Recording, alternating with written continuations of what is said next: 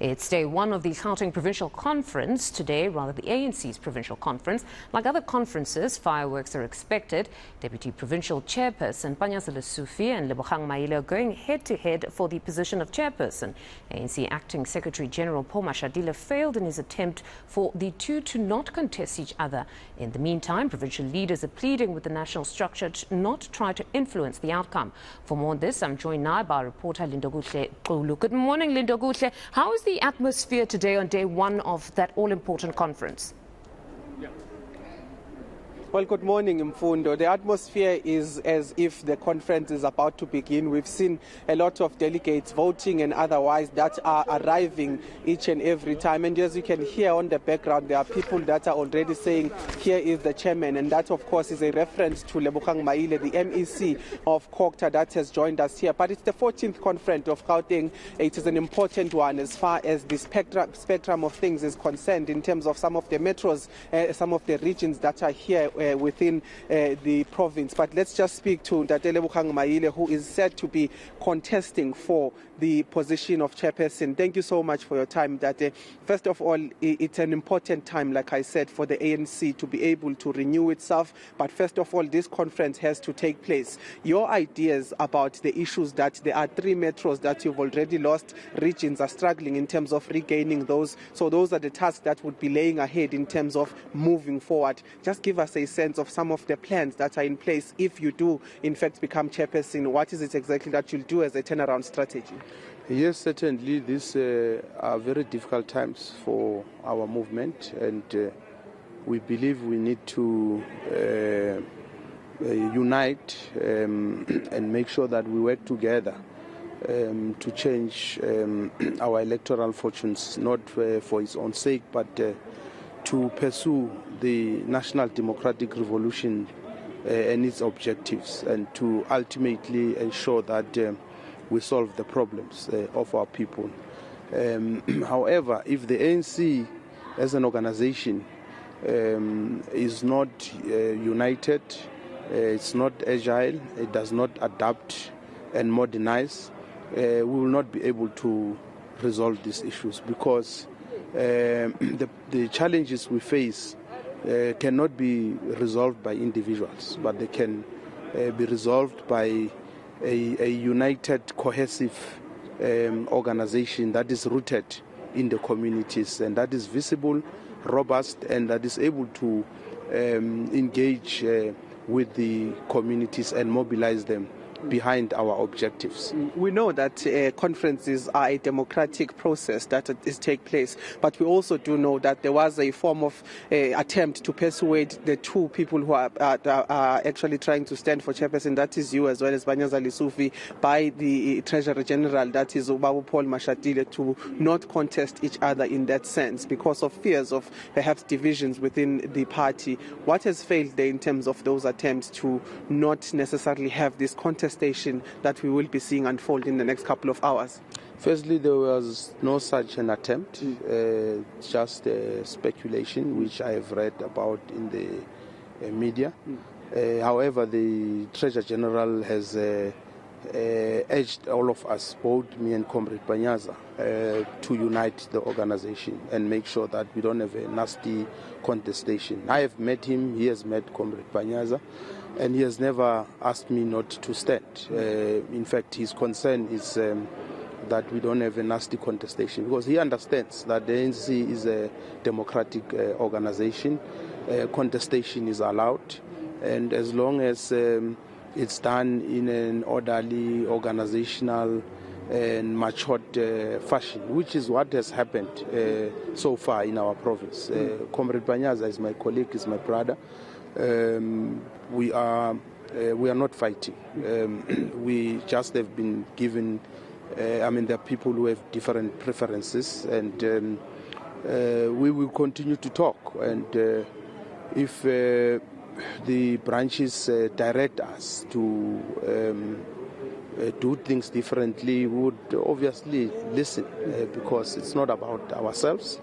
Ultimately, it's about the ANC and making sure that after this conference we are able to refocus our branches, refocus our organization, strengthen it, reposition it and make sure that we are ready, not just for 2024, because everyone is talking about 2024, which is an important event, but there are immediate challenges that we have to attend to, and we have to deal with those challenges with speed and the agility that is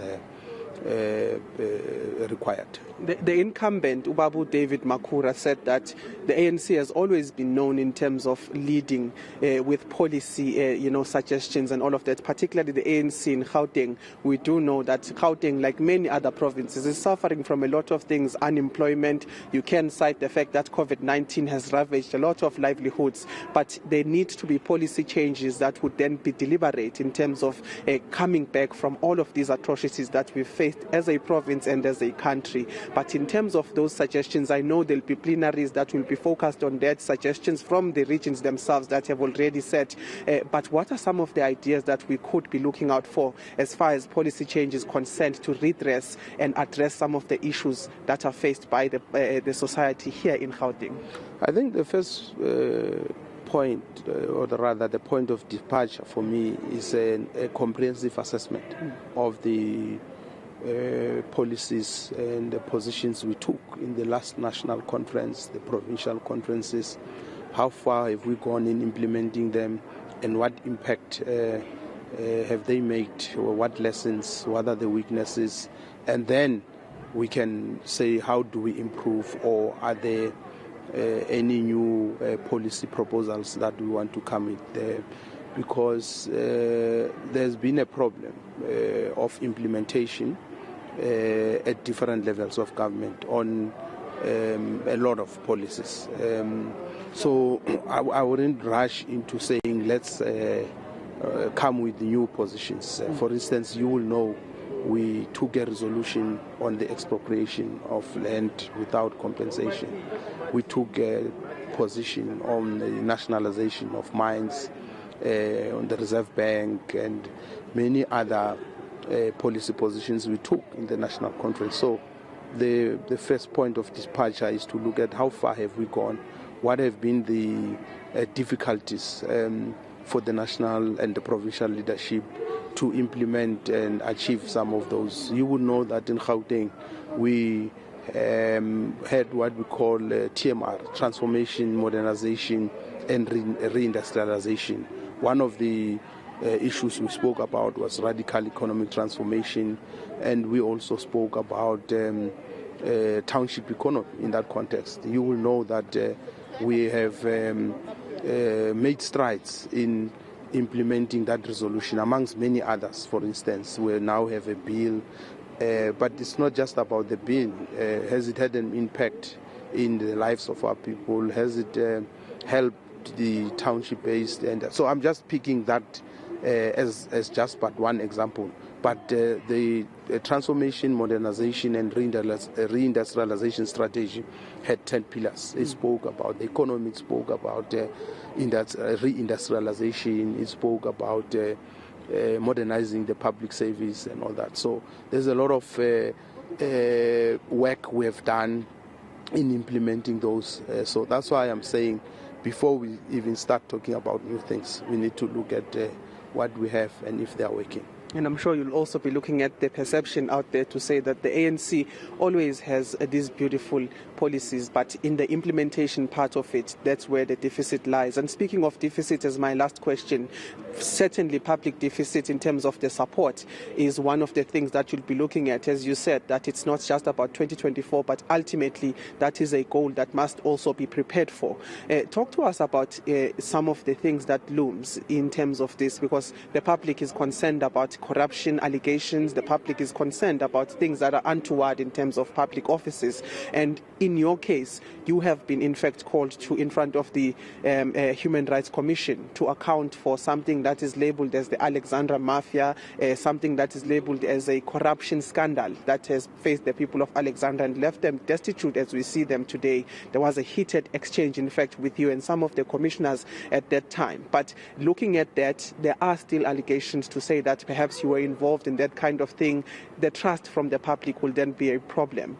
Would you be going to the public? Would you be going to confide in them? Would you be willing to go to this public and be able to account and say that this is in fact not what has happened, this is my involvement as far as those things are concerned, just in terms of clarifying and ensuring that as we move forward, the confidence between public office bearers but also at the same time with the voters is regained as you move towards 2024? Yeah, I think we must put things into context. I was not called to before the commission because I'm implicated. Sure. When the Alexander Renewal Project was introduced, I was not in government, so I was not called because of that. In fact, as a matter of fact, I've been an MEC for about 12 years. I've never been implicated in any scandal, so we need to be clear so that there is no confusion and we don't create an impression that there is some dark cloud hanging over my head. There isn't any. I've never been accused of anything. Personally, I was called to appear before the commission in my capacity as the MEC for human settlement and COGTA because I'm a successor in law, meaning that those who came before me, whatever that they might have done or not done, I must answer. So that's how it works. And the heated exchange was just a sideshow, which really didn't have to do with the issues at hand. And in fact, it was just unfortunate, and I wouldn't want to deal with that because it had nothing to do with the substance of the matters that we appeared before the commission for. Yeah. You said you were going to a PEC meeting that is set to take place now. Is it safe for us to assume that the conference is going to go on as scheduled? Yeah, well, there is no reason for the conference not to proceed, but I'm not the spokesperson of the ANC. I'm sure the people who are designated to speak on behalf of the ANC, they will be able to update you. We are here. I've got my tag as a delegate, as you can see, registered. And we are going to be appraised as the PC on how far is that process of preparing for conference. Should you lose, you will be seen going to Mr. Lesufi to congratulate him because you did say that you guys are friends. It's just a democratic process elected by branches to go and stand for such positions, but you will be able to unite then and work with him. Yes, certainly. Why not? When you go into a contest for elections, you can either win or lose. But at the end of the day, for us, it's not about who wins. It's about the ANC emerging and becoming victorious. We are matured. We all love the ANC. We want to see the ANC succeeding. We might differ on minor tactical issues. They are not strategic issues. The issue of who leads the ANC can't be our preoccupation. Our preoccupation should be the strategic challenges and issues that are facing our society, and how do we strengthen the ANC so that it has got the capacity to respond efficiently, effectively, speedily to the needs and the problems of our people. So that issue is neither here nor there. Whoever gets an opportunity because it's a privilege to be in leadership. It's not status. So if you have that privilege and you are bestowed with the responsibility, what you need to do is to exercise and execute it to the best of your abilities, working with the collective, of course. All right. Well, thank you so much for your time, Tate Lebogang Maile, the MEC for COGTA, as well as a candidate for the chairpersonship of this 14th elective conference of the ANC in the Gauteng province. But he essentially touches on issues of how they need to, in fact, come out of this as a united front so that they'll be able to sort out issues such as the fact that they do not have governance in terms of the three metros within the province, which is Tshwane, which is Johannesburg, Johannesburg as well as Ekurhuleni, but he also speaks about the fact that they need to address what they've achieved with the policies they've been able to implement previously, so that they can be able to see if there's a need for other policies to be introduced. So those are some of the things he speaks about, as well as the Alexandra Renewal Project that has a lot in terms of the context there, but he speaks about the fact that he was basically there to answer questions as a successor and not as the alleged part of the Alexandra mafias that are said to have been at the forefront of the looting that went into the Alexandra Renewal Project. So some of the things he's touching on, but essentially speaking about the fact that he will be able to concede if he loses and work as a collective in terms of the new elected leadership. All right, Lindokuhle, we'll leave it there and touch base with you a bit later on as proceedings get underway on